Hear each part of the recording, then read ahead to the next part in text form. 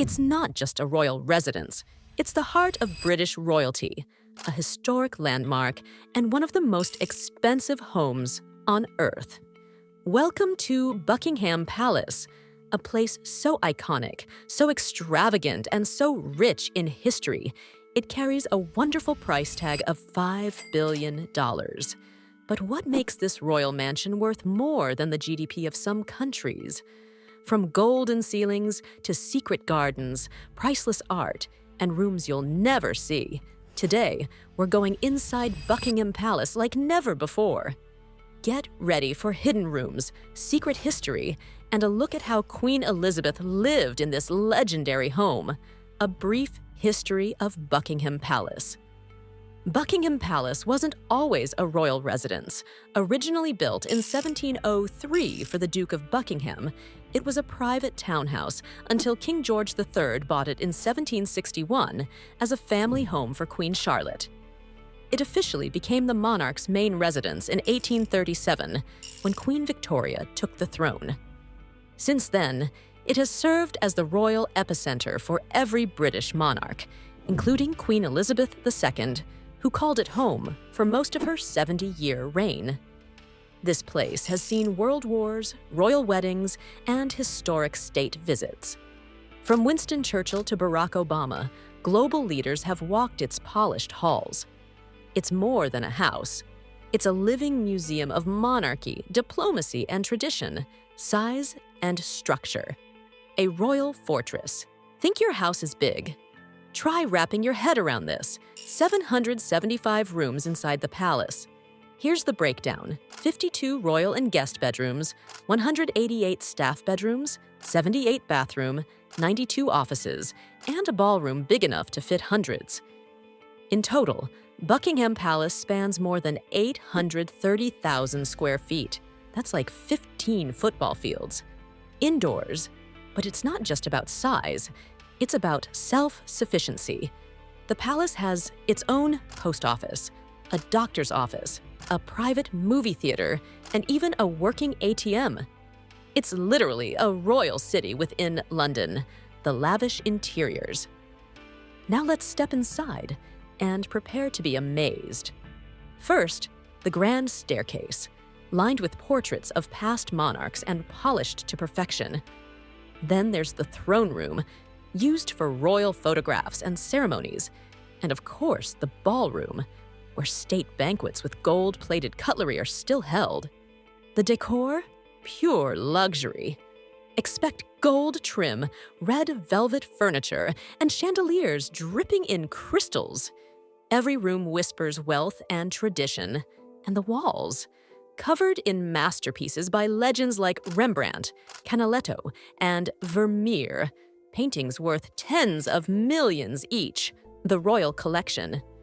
But what really adds to the palace's $5 billion value is the royal collection, one of the largest and most valuable private art collections in the world. We're talking about 7,000 plus paintings, 30,000 plus watercolors and drawings, priceless sculptures, rare books, historical furniture, and royal tapestries.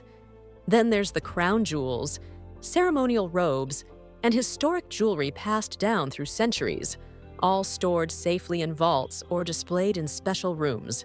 Some experts say the royal collection alone could be worth billions, secret spaces, and private rooms.